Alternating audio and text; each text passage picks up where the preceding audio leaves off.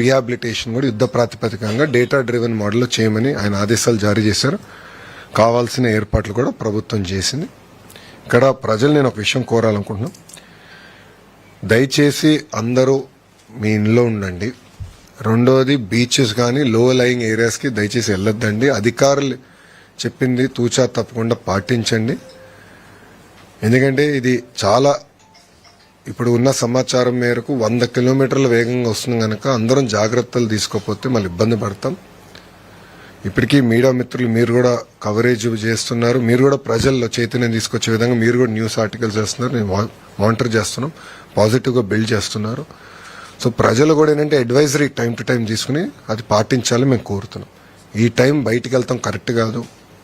బీచ్ల దగ్గరికి వెళ్తాం, వీడియోలు చేస్తాం. ఇది టైం కాదు. ఇది అందరు జాగ్రత్తగా ఉండాలి. చాలా క్రిటికల్ అవర్ ఉంటుంది 11:30 నుంచి. ఇప్పటికి మీరు చూస్తే చాలా దగ్గర వర్షాలు గట్టిగా పడుతున్నాయి. దాటిన తర్వాత కూడా వర్షం ఉంటుంది కనుక అందరూ అప్రమత్తంగా ఉండాల్సిన అవసరం చాలా చాలా ఉంది. సారీ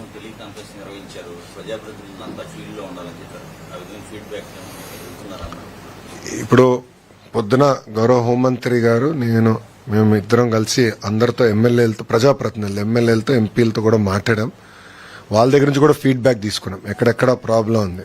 గోపాల్పురం ఎమ్మెల్యే గారితో మాట్లాడడం, ఎర్రకాలువ పొటెన్షియల్గా ప్రాబ్లం ఉందంటే దానికి కావాల్సిన చర్యలు మేము సెంట్రల్ ఇక్కడ తీసుకున్నాం. ఆయన కూడా యాక్షన్లోకి దిగి అక్కడ లోకల్గా ఆయన కోఆర్డినేట్ చేస్తున్నాం. సో ప్రజాప్రతినిధులు అందరితో మాట్లాడాను, ఎమ్మెల్యేలతో మాట్లాడా, ఎంపీలతో మాట్లాడా, అందరినీ ఫీల్డ్లో ఉండమన్నాం. కంపల్సరీ ఈరోజు అందరిలో చైతన్యం తీసుకొచ్చి ప్రికాషన్స్ తీసుకోమన్నాం. రేపు అయిన తర్వాత ఫీల్డ్కి వెళ్ళమన్నాం. గ్రామాలకు వెళ్ళాలి, పంట పొలాలకు వెళ్ళాలి. మొత్తం రిలీఫ్, రీహాబిలిటేషన్ పక్కడబందీకి చేసే విధంగా వాళ్ళందరూ అప్రమత్తంగా ఉండాలని మేము చెప్తాం కూడా జరిగింది. సో అందరినీ